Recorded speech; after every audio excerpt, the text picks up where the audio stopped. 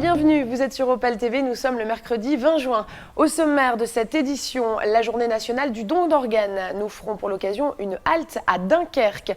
Enfin, il fait beau sur la côte d'Opale, un temps qui donne envie de cuisiner de bons produits frais.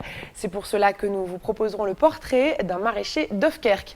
Et enfin, nous terminerons avec un pique-nique intelligent proposé au collège de l'établissement Jean Jaurès d'Étaples.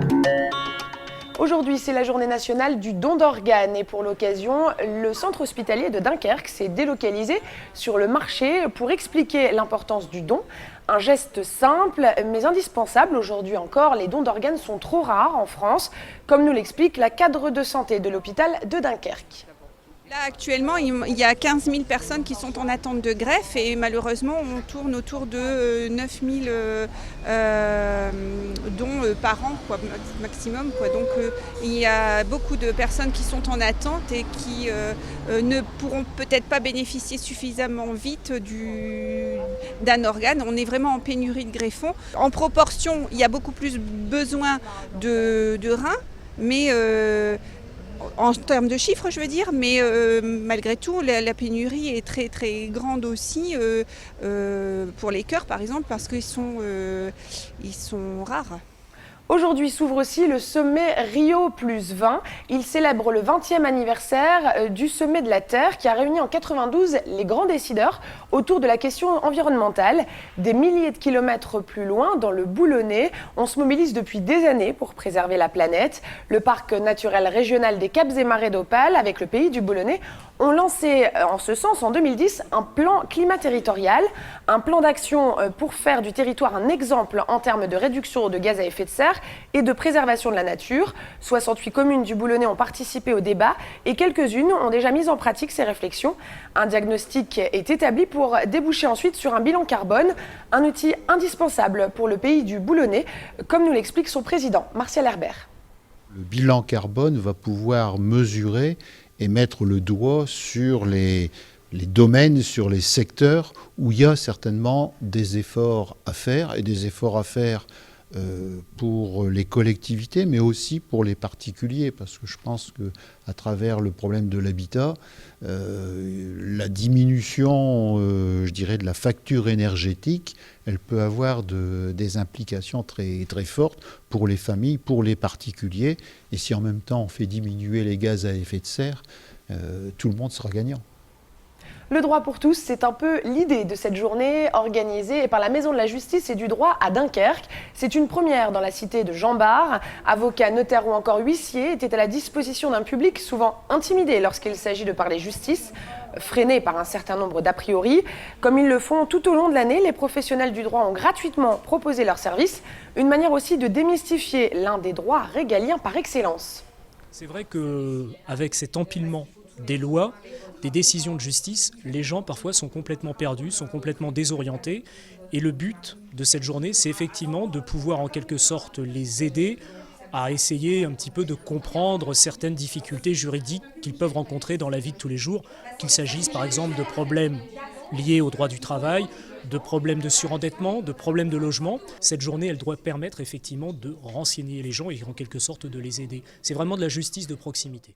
Ce week-end auront lieu les Journées nationales d'archéologie. À cette occasion, l'INRAP ouvre ses portes sur différents sentiers de fouilles, et notamment celui de la basilique Notre-Dame de Boulogne-sur-Mer. Benoît Gandossi nous présente en avant-première les recherches menées sur place.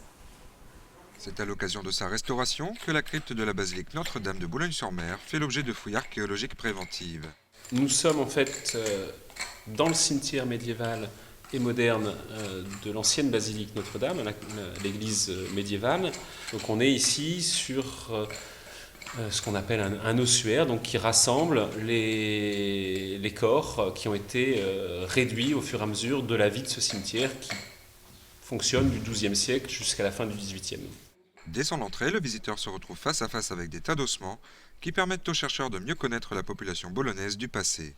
Ce qu'on peut dire, c'est qu'actuellement, ce sont plutôt des anonymes, c'est-à-dire plutôt des gens qui étaient inhumés dans le cimetière médiéval, mais qui n'étaient a priori pas des individus d'un rang particulier, c'était la population boulonnaise. Boulogne-sur-Mer fut très tôt habitée Il y a presque 2000 ans, les Romains y installèrent un camp et érigèrent des bâtiments dont les fondations sont aujourd'hui mises au jour dans la crypte. La basilique est installée au cœur du camp romain de la Classis Britannica, la flotte de Bretagne qui faisait la police dans le détroit du Pas-de-Calais. Donc c'est une occasion unique pour nous d'étudier un camp militaire naval.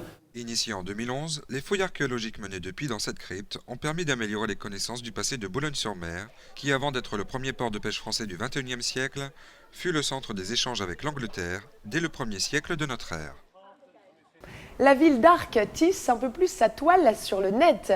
Première ville du Pas-de-Calais à se doter d'un site internet en 1998, la commune n'a jamais cessé d'améliorer sa façade numérique. Pour cette année 2012, la ville ajoute une énième corde à son arc en proposant une plateforme de petites annonces à destination des habitants de la région de Saint-Omer, baptisée « Annoncez-vous ». L'objectif premier, c'est de multiplier les possibilités pour l'usager. Par ailleurs, on parle du Bon Coin ou d'autres sites internet. Là, pour le coup, non plus, puisqu'on est bien dans la proximité immédiate. Et surtout, au-delà de l'aspect mercantile, on est dans la mise en relation des habitants autour des services. Alors, de nombreux univers, la garde d'enfants, le covoiturage, les loisirs, le théâtre, la lecture, la danse, le cinéma. On a aussi, malgré tout, le don d'objets, la vente d'objets, enfin vraiment un panel d'univers incroyable. Le site est accessible à l'adresse qui s'affiche en bas de cet écran. Halte aux crottes de chiens, les déjections canines continuent de joncher les trottoirs de nos villes.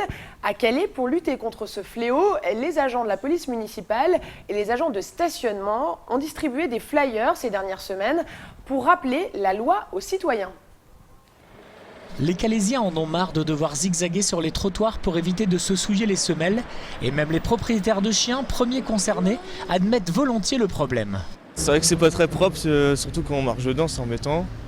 Et c'est vrai que c'est plus propre d'avoir une ville où il n'y a pas de crottes de chiens sur les trottoirs, c'est plus agréable pour se promener. Et j'essaye de ramasser quand je peux avec les plastiques qu'il y a disposés sur les poteaux dans la ville. Ce ne sont en effet pas les dispositifs qui manquent, des canisettes, petits bacs à sable réservés aux chiens, aux sacs plastiques tout net, distribués gratuitement un peu partout. Tout est fait depuis des années par la municipalité pour faire disparaître les crottes de chiens. Et pourtant, une bonne piqûre de rappel est encore indispensable, d'où les nouveaux flyers. C'est vrai que la sensibilisation a été faite, souvent par des affiches 4x3 qu'on pouvait voir en ville, mais elle n'a jamais été faite comme ça en porte-à-porte et directement chez l'habitant. Donc on voulait tenter cette dernière approche avant de vraiment durcir l'action de la municipalité. Donc c'est pour ça qu'on a vraiment voulu aller au bout de la démarche, de se dire voilà, maintenant les gens vont tous être au courant, tous auront eu dans leur boîte aux lettres ce flyer, ils sauront exactement qu'une déjection c'est 35 € d'amende si on ne la ramasse pas. Et donc voilà, maintenant que les gens sont au courant, la police municipale peut faire son rôle derrière, son travail de verbalisation, et donc aller dans les quartiers et surveiller un peu les propriétaires de chiens pour verbaliser les gens qui ne ramasseraient pas. Dernier avertissement donc, en espérant qu'un jour le civisme puisse remplacer les lourds dispositifs de nettoyage. Produire et consommer bio, cela séduit de plus en plus, y compris sur la côte d'Opale et en particulier à Hofkerk, où un maraîcher s'est spécialisé dans la production biologique. Reportage. Denis Girardin fait partie de ces passionnés capables d'abandonner un emploi pour réaliser leurs rêves. Passé de la fonction publique territoriale au maraîchage, Denis s'est tout naturellement orienté vers la filière biologique. On est ici parmi les tomates. Ça me permet aussi de faire différentes variétés de tomates et de faire déguster aux clients des goûts particuliers, des goûts différents, des couleurs différentes. Situé à Hofkerk, le Courtil est une exploitation d'1 hectare où l'on pratiquait il y a encore quelques années l'agriculture conventionnelle. Après 3 ans d'efforts, Denis a enfin obtenu le label tant convoité et participe pour la première fois au Printemps du Bio. Ici la vente est directe, Denis a donc convié ses fidèles clients et les autres curieux à découvrir le Courtil et les animations qu'il propose toute l'année avec l'association Janet. En fait on vend des kits comme ça et le papa fabrique le nichoir et le petit décor. Alors tu vois, ce que je vais te proposer, c'est de fabriquer un petit sifflet avec une noisette. Le but pédagogique, c'est de découvrir des éléments de la nature, de retrouver un petit peu du plaisir à jouer simplement. Voilà. Ouais, bien. Autre stand gustatif cette fois, avec une crêpe un peu spéciale. On a fait un essai, donc on a fait une pâte à crêpe ordinaire Et on a fait cuire les orties dans l'eau bouillante salée pendant 10 minutes. Et ensuite on les a finement ciselés pour les incorporer dans la pâte. Et puis on a mis un peu de gruyère râpée. La crêpe aux orties est un peu plus longue à cuire, mais semble apprécier des papilles. Ah, c'est super bon. Il y a un petit goût, un petit goût derrière qui rappelle, mais c'est super bon. Avis aux amateurs, le Courtil vous accueille toute l'année et propose aux plus jeunes un club nature. L'activité physique et l'équilibre alimentaire, rien de tel pour être au top. Ce message semble être passé auprès des élèves de 6e du collège Jean Jaurès à Étaples la semaine dernière lors d'une journée d'activité en plein air. Après une année de sensibilisation, il était temps de passer de la théorie à la pratique. L'acrobranche, c'est super, les élèves de 6e en raffolent. Ça tombe bien, s'ils sont là perchés en haut des arbres en pleine nature, c'est pour goûter en vrai aux bienfaits de l'activité sportive. C'est plein d'enseignements sur la vie de tous les jours et la connaissance de soi-même. Et avec les copains, c'est toujours mieux. Puis nous, ça nous permet de voir nos enfants dans un autre contexte que celui du collège. Et c'est très gratifiant et très sympathique. C'est vraiment une sortie qui fait intervenir beaucoup de personnes au niveau du collège, les professeurs, l'infirmière et tout le monde est derrière nous au collège pour essayer de sensibiliser les enfants et les familles sur l'activité physique et l'alimentation équilibrée. Après une année de théorie, passer à la pratique est un vrai bonheur pour les collégiens qui du coup préfèrent de loin être dehors que devant un écran d'ordinateur. C'est mieux puis c'est plus sportif. Parce qu'au moins on sort, on peut se trouver des copines et tout. On n'est pas toujours devant un écran, ça c'est sûr. Et on n'est pas toujours à taper sur des touches. À midi, pour compléter la journée, les élèves de 6e ont rejoint la plage de Sainte-Cécile à pied pour y prendre un pique-nique équilibré et s'éclater encore un peu au soleil dans un tournoi sportif. Cela fait 30 ans que chaque année le monde entier est rythmé par la traditionnelle fête de la musique. Célébrée le jour de l'été, la nuit sera longue sur la Côte d'Opale. Plusieurs concerts sont organisés un peu partout sur le territoire et notamment à Calais. Le conservatoire ouvrira ses portes à partir de 18h. À Boulogne-sur-Mer, la place d'Alton accueillera plusieurs groupes à partir de 19h30 comme les Blancasses. La digue de Dunkerque sera elle aussi rythmée par notamment une soixantaine de musiciens amateurs. D'autres villes comme le Touquet préfèrent fêter la fête de la musique ce week-end, samedi et dimanche, avec notamment le concert des Mauvaises Langues. À Hasbrouck, en revanche, la fête, ce sera ce soir, ce mercredi soir, au programme les solistes du concert d'Astrée, salle des Augustins, à partir de 20h30. Un festival de les musiques, comme le précise l'affiche de l'événement. À noter la présence de Richard Gottener dimanche soir à 19h au jardin public. Mais le rendez-vous reste ouvert aux musiciens amateurs, comme le souhaitait Jacques Lang en 82, alors qu'il était ministre de la Culture, lorsqu'il lança l'événement.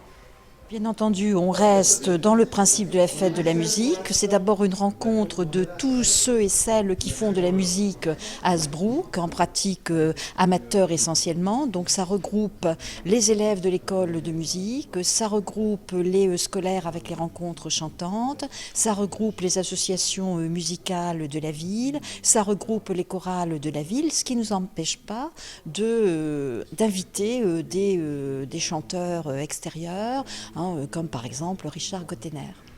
C'est la fin de cette édition. Merci de l'avoir suivi. À suivre la météo présentée par Patrick Marlière d'Agat France et le Mag Culture présenté par Jean-Marc Courtin. Jean-Marc qui vous parlera cette semaine de Port Épic, un festival organisé par Fructose à Dunkerque. Quant à nous, on se retrouve demain 18h30 pour un nouveau journal.